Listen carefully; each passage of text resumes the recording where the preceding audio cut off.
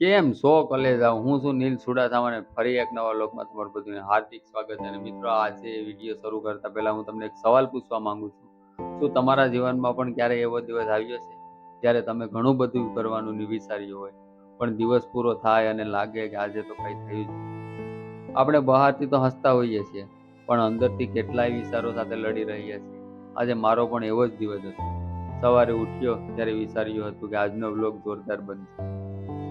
નવી જગ્યાએ જઈશું, નવી વાતો કરીશું, તમને કંઈક નવું બતાવીશ. પણ ધીમે ધીમે આખો દિવસ બદલાતો ગયો. કામ આવી ગયું, સમય નીકળી ગયો, અને સાંજ પડતા સમજાયું કે આજે તો કેમેરો પણ ચાલુ નથી. થોડી વાર માટે મને પણ લાગ્યું કે આજે કંઈ અપલોડ ન કરું, પણ પછી મનમાં એક વિચાર આવ્યો, જો હું માત્ર ખુશીના દિવસો તમને બતાવું અને મુશ્કેલીના દિવસો છુપાવી દઉં, તો શું એ સાચો બ્લોગર કહેવાય? તેથી આજે કોઈ ફરવાનો વિડીયો નથી, કોઈ મોટી મજા નથી, પણ દિલની વાત જરૂર છે. મિત્રો, જીવનમાં દરેક દિવસ સરખો નથી હોતો. કેટલાક દિવસ એવા પણ હોય છે જ્યારે બધું આપણા મન પ્રમાણે થાય છે, અને કેટલાક દિવસ એવા પણ હોય છે કે કેટલી મહેનત કર્યા છતાં કંઈ ખાસ થઈ શકતું નથી.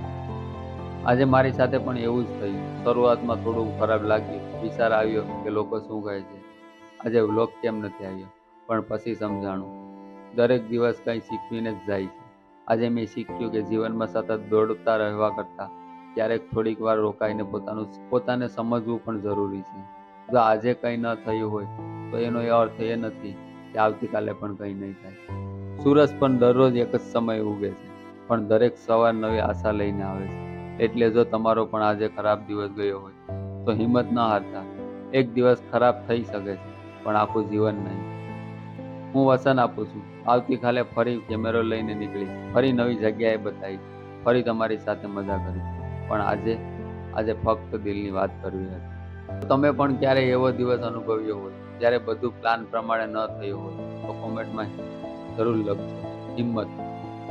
તમારો એક શબ્દ મને પણ નવી હિંમત આપશે. વિડીયો ગમ્યો હોય તો લાઈક કરજો, ચેનલને સબસ્ક્રાઈબ કરજો, અને બેલ આઇકન દબાવવાનું ભૂલતા નહીં. મળીએ આવતીકાલે એક નવા બ્લોગ સાથે. ત્યાં સુધી બધાને જય માતાજી અને બાય બાય મિત્રો.